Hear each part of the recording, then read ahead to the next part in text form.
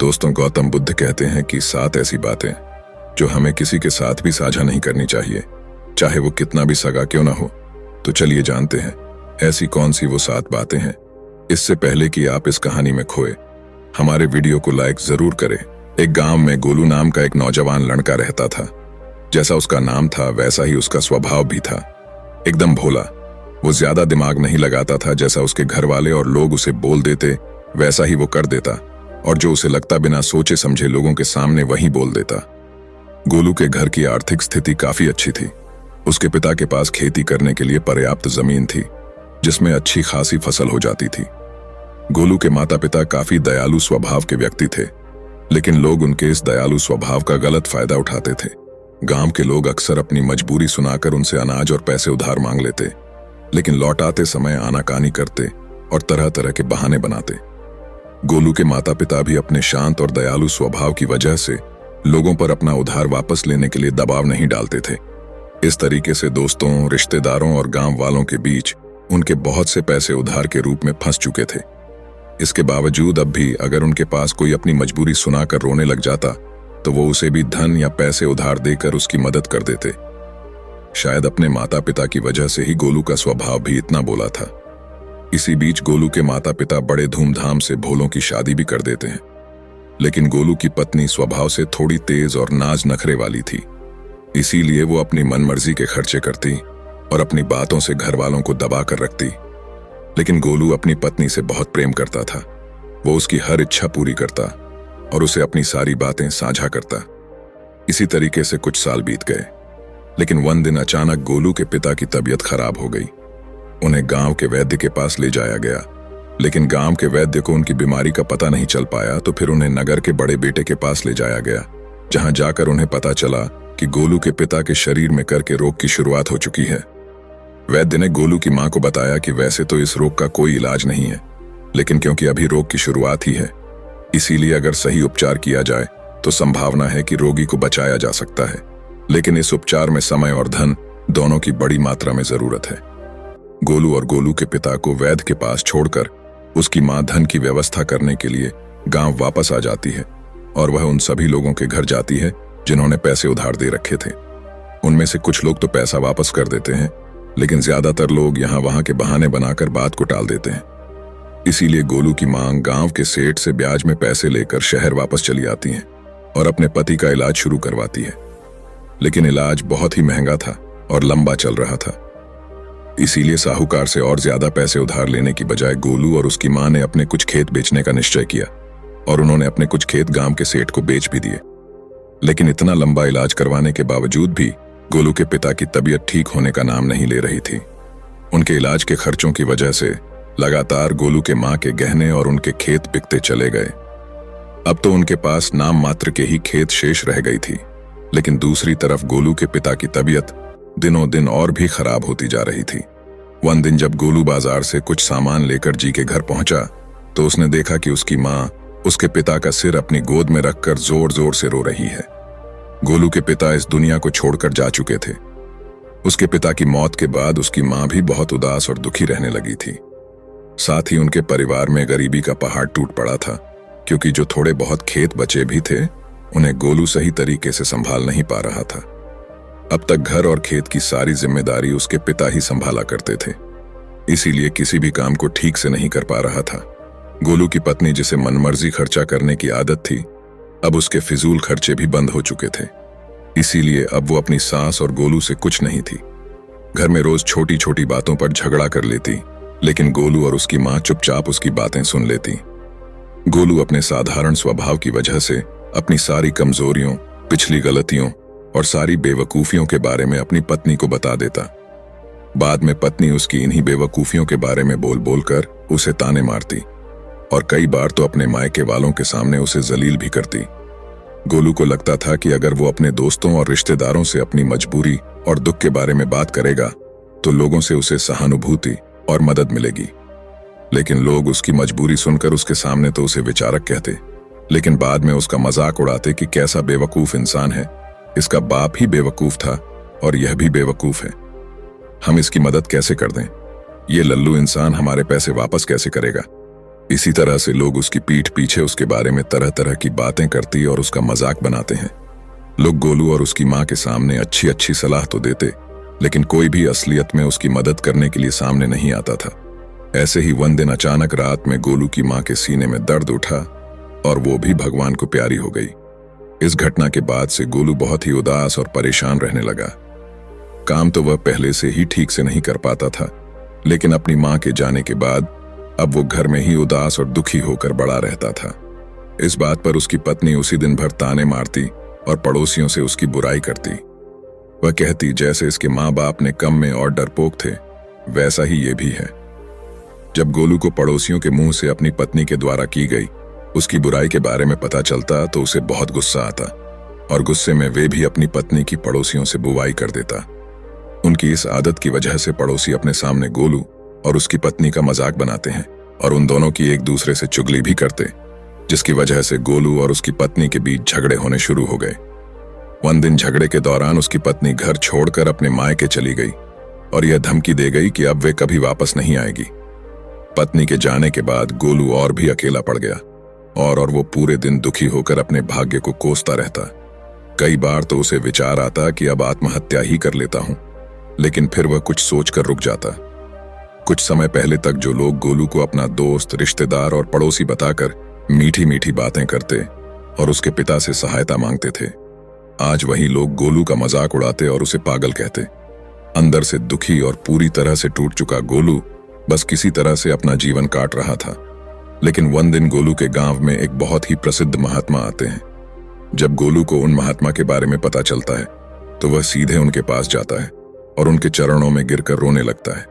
महात्मा गोलू को उठाते हैं और उससे उसके इस असीम दुख का कारण पूछते हैं तो गोलू अपने परिवार की सारी कहानी महात्मा जी को कहा सुनाता है। गोलू की पूरी बात को ध्यान से सुनने के बाद महात्मा उससे कहते हैं, तुम्हारे परिवार की इस हालत का कारण कोई और नहीं बल्कि तुम्हारा और तुम्हारे माता पिता का हद से ज्यादा सीधा होना और उन पारिवारिक बातों को दूसरों से बता देना है, जिन बातों को कभी किसी से साझा नहीं करना चाहिए। तुम्हारे सीधे स्वभाव का इलाज तो लोगों के द्वारा दिए गए धोखों, तानों और तुम्हारी इस हालत में कर ही दिया है। लेकिन आज मैं तुम्हें उन 7 बातों के बारे में बताऊंगा जिनके बारे में तुम्हें किसी से भी बात नहीं करनी चाहिए। गोलू पूरा ध्यान लगाकर महात्मा जी की बातें सुन रहा था।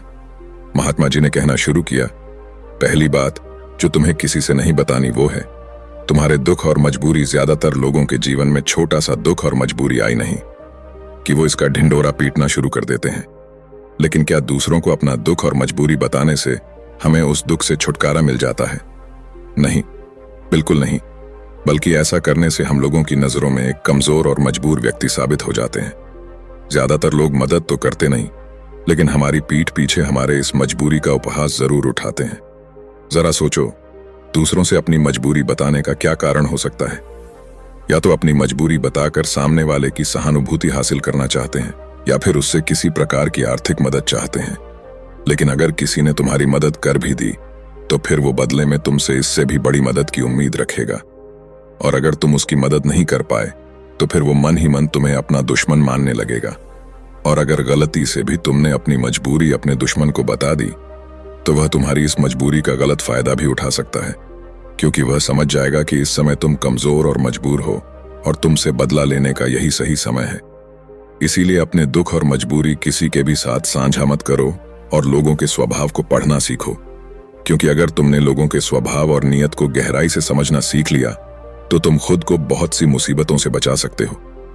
वैसे दोस्तों, किसी भी इंसान की असल स्वभाव और उसकी नियत के बारे में समझना काफी आसान हो जाता है, महात्मा ने कहा।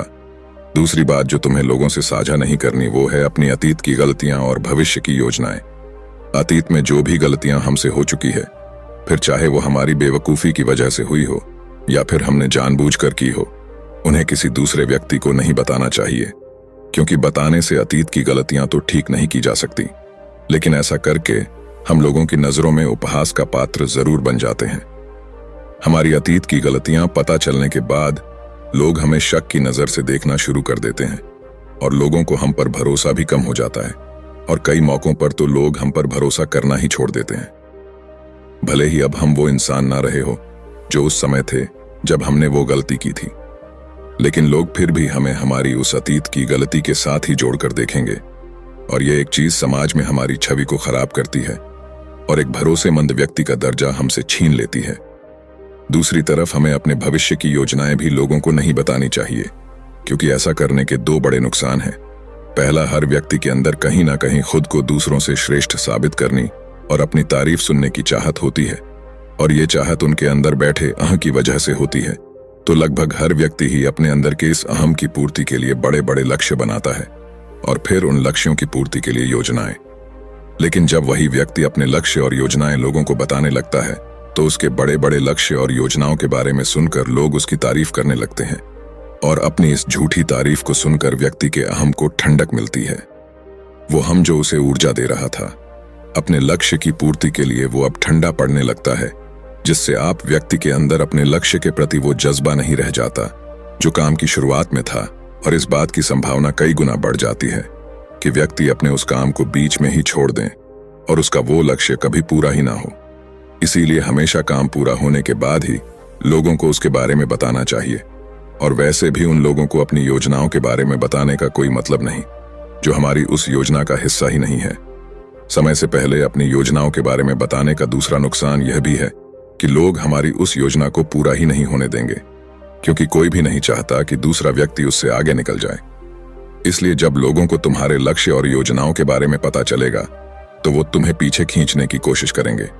यहां तक कि वे लोग भी जो अब तक आपकी मदद कर रहे थे, आपके दोस्त और रिश्तेदार भी पीछे हट जाएंगे, और अगर तुम्हारा बुरा चाहने वाले लोगों को तुम्हारी योजनाओं के बारे में पता चल गया, तो वह निश्चित रूप से तुम्हारी योजना को असफल बनाने की पूरी कोशिश करेंगे।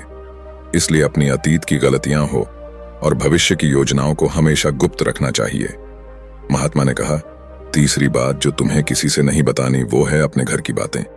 हमारे घर में हमारे माता पिता, बच्चों, सास, बहू या पति पत्नी के बीच क्या बातें हो रही हैं, वो हमें किसी से नहीं बतानी चाहिए, क्योंकि अक्सर घर में छोटी मोटी बहस या लड़ाई के बाद हम गुस्से में दूसरों से अपने परिवार की बुराई करना तो शुरू कर देते हैं, लेकिन उस समय ये भूल जाते हैं कि जो व्यक्ति हमारी बातें सुन रहा है, वो भविष्य में हमारी इन्हीं बातों के लिए हमें नीचा दिखा सकता है या लोगों के सामने हमें अपमानित कर सकता है। और वैसे भी जब हम लोगों के सामने अपने घर की बातें बताना शुरू कर देते हैं, तो लोगों को हमारे घरेलू मामलों में घुसने का मौका मिल जाता है, और वो जरूरत पड़ने पर हमारे इस घरेलू मनमुटाव का फायदा भी उठा सकता है। इसके अलावा भी जब घर वालों को पता चलता है कि परिवार के किसी सदस्य ने उसकी बुराई की है, तो उसे बहुत बुरा लगता है, और इस बात को लेकर घर में और भी लड़ाई झगड़े शुरू हो जाते हैं। सास बहू और पति पत्नी के बीच अधिकतर झगड़े तो सिर्फ इसलिए होते हैं क्योंकि वो दोस्तों, रिश्तेदारों और पड़ोसियों से एक दूसरे की बुराई करते हैं। इसीलिए अगर हम अपने परिवार के सदस्यों की तारीफ नहीं कर सकते, तो किसी और से हमें उनकी बुराई भी नहीं करनी चाहिए। महात्मा ने आगे कहा, चौथी बात जो तुम्हें किसी से नहीं बतानी वो है अपनी कमजोरियां और अपनी ताकत। पहली बात तो ज्यादातर लोगों को अपनी कमजोरी और ताकत के बारे में पता ही नहीं होता, और अगर तुम्हें अपनी कमजोरी और ताकत के बारे में पता है, तो तुम सच में एक बहुत ही बुद्धिमान व्यक्ति हो। लेकिन दूसरों के सामने अपनी कमजोरी और ताकत के बारे में ना बताने के दो बड़े कारण हैं। पहला कि अगर तुम्हारे दुश्मनों को तुम्हारी सबसे बड़ी ताकत के बारे में पता चल गया, तो अब वो तुम्हारी सबसे बड़ी ताकत नहीं रह जाएगी, क्योंकि तुम्हारे दुश्मन तुम्हारी उस ताकत का कोई ना कोई तोड़ निकाल ही लेंगे। और अगर तुम्हारी सबसे बड़ी कमजोरी भी लोगों के सामने उजागर हो गई, जो लोग अपनी बात मनवाने के लिए तुम्हारी उस कमजोरी पर ही प्रहार करेंगे, और तुम्हें मजबूर होकर हमेशा ही दबना पड़ेगा, वो सामने वाले की बात माननी पड़ेगी। इसीलिए अपनी कमजोरी किसी को भी नहीं बतानी चाहिए, यहां तक कि पति को अपनी पत्नी से और पत्नी को अपने पति से भी नहीं, क्योंकि जरूरत पड़ने पर अपनी बात मनवाने के लिए यह एक दूसरे की कमजोरियों का फायदा भी उठा सकते हैं। और अगर पति की कमजोरी पत्नी को पता है, तो पति को हमेशा ही दबकर रहना पड़ेगा, और इसका उल्टा भी उतना ही सही है। महात्मा ने आगे कहा, पांचवी बात जो तुम्हें दूसरों से नहीं बतानी वो है अपनी आमदनी और अपने धन के बारे में। अब किसी से अपनी आमदनी के बारे में ना बताने का क्या कारण हो सकता है? तो इसके दो बड़े कारण हैं। पहला कि अगर हमारी आमदनी कम है और लोगों को इसके बारे में पता चल गया, तो वो जरूरत पड़ने पर कभी भी हमारी आर्थिक मदद नहीं करेंगे और हमसे दूर भागेंगे, क्योंकि समाज में एक गरीब व्यक्ति की आर्थिक मदद करने से हर व्यक्ति डरता है। उन्हें इस बात का डर होता है कि इसकी आमदनी तो इतनी कम है, ये पैसे वापस कैसे करेगा। और साथ ही हमारी आमदनी के बारे में जानकर लोग हमारी हैसियत का अनुमान भी लगा लेते हैं और फिर हमें उसी के अनुसार इज्जत भी देते हैं। और अगर आमदनी बहुत कम है तो हमारा उपहास भी उड़ाते हैं। लेकिन दूसरी तरफ अगर आपकी आमदनी ज्यादा है और लोगों को इसके बारे में पता है तो वह छोटी सी भी जरूरत पड़ने पर आपके पास ही आर्थिक मदद मांगने आएंगे। और अगर किसी कारण बस आपने उनकी मदद नहीं की तो वो सोचेंगे कि ये व्यक्ति हमारी मदद कर सकता था, लेकिन उसने जानबूझकर मदद नहीं की। तो इस तरीके से आपकी ज्यादा आमदनी आपके दोस्तों और रिश्तेदारों के साथ आपके आपसी मनमुटाव और झगड़े का कारण बनेगी। इसीलिए अगर आमदनी कम है तो लोग मजाक उड़ाएंगे, और अगर ज्यादा है तो हर व्यक्ति तुमसे मदद मांगता रहेगा। इसीलिए अपने धन के बारे में बात ना करने में ही समझदारी है। और शास्त्रों में तो यहां तक कहा गया है कि पति को अपनी कमाई के बारे में कभी भी पूरी तरह से अपनी पत्नी को नहीं बताना चाहिए, क्योंकि अगर पत्नी को पति की कमाई के विषय में पता चल गया तो वो उसकी कमाई को अपने हिसाब से चलाने की कोशिश करेगी, उसके धन पर जरूरत से ज्यादा अपना अधिकार जताएगी और पति के तमाम खर्चों पर रोक लगाने का प्रयास करेगी। महात्मा ने उसे आगे कहा, छठी बात जो तुम्हें लोगों से नहीं बतानी वो है अपने अपमान के बारे में। अगर तुम्हें किसी कारण से कहीं पर भी अपमानित होना पड़ा है तो इसके बारे में कभी किसी चर्चा ना करो, अपनी पत्नी को भी ना बताओ, क्योंकि तुम्हारी पत्नी बेशक उस वक्त तुम्हारे पक्ष में बात करेगी, लेकिन बाद में बात बात पर उस अपमान का ताना देती रहेंगी। और अगर दूसरे लोगों को भी तुम्हारे उस अतीत में हुए अपमान के बारे में पता है तो वो कभी भी 4 लोगों के सामने तुम्हारे उस अपमान के बारे में बात करके तुम्हें जलील कर सकते हैं। महात्मा ने आगे कहा, 7वीं और अंतिम बात जो तुम्हें दूसरों से साझा नहीं करनी वो है अपने मित्र और अपने शत्रुओं के बारे में। हालांकि ज्यादातर लोगों को इससे कोई मतलब नहीं होता कि हमारे मित्र और शत्रु कौन है, लेकिन इस जानकारी का गलत फायदा वो लोग उठा सकते हैं जो हमारा बुरा चाहते हैं। अगर हमारे शत्रुओं को यह पता चल गया कि हमारे मित्र कौन है जो जरूरत पड़ने पर हमारा साथ दे सकते हैं, तो वो हमारे मित्रों के साथ अपने संबंध गहरे करके उन्हें हमसे दूर ये हमारे खिलाफ कर सकते हैं। और अगर हमारे मित्रों को ये पता है कि हमारा सबसे बड़ा शत्रु कौन है, तो अगर आने वाले समय में किसी कारण बस हमारा वो मित्र हमारा शत्रु बन जाता है तो वो हमारे उस पुराने शत्रुओं के साथ मिलकर हमारा बड़ा नुकसान कर सकता है। इसलिए अपने मित्र और शत्रु के बारे में हर जगह सबके सामने बखान नहीं करना चाहिए। इतना कहने के बाद महात्मा जी मौन होकर गोलू के चेहरे की तरफ देखने लगे। गोलू की आंखों में आंसू थे, पश्चाताप के आंसू। आज पहली बार उसे महसूस हुआ कि वो अपनी पत्नी, दोस्तों और गांव वालों को अपनी हर एक बात बताकर कितनी बड़ी गलती कर रहा है, और उसकी इसी नादानी की वजह से सब उसे बेवकूफ समझते हैं। और उसकी पत्नी भी उसकी इज्जत नहीं करती और उसे छोड़कर जा चुकी है। लेकिन उस दिन महात्मा जी के सामने ही गोलू ने मन ही मन में यह निश्चय किया कि आज के बाद वो अपने राज किसी को नहीं बताएगा, अपना शोषण नहीं होने देगा और एक जिम्मेदार व गंभीर व्यक्ति बनने का पूरा प्रयास करेगा। दोस्तों, उम्मीद करता हूं आपको इस कहानी से एक अच्छी सीख मिली होगी। यह कहानी आपको कैसी लगी हमें कमेंट बॉक्स में कमेंट करके जरूर बताएं, और साथ ही इस कहानी को अपने दोस्तों के साथ जरूर शेयर करें ताकि उन्हें भी इस कहानी से कुछ सीखने को मिल सके। धन्यवाद।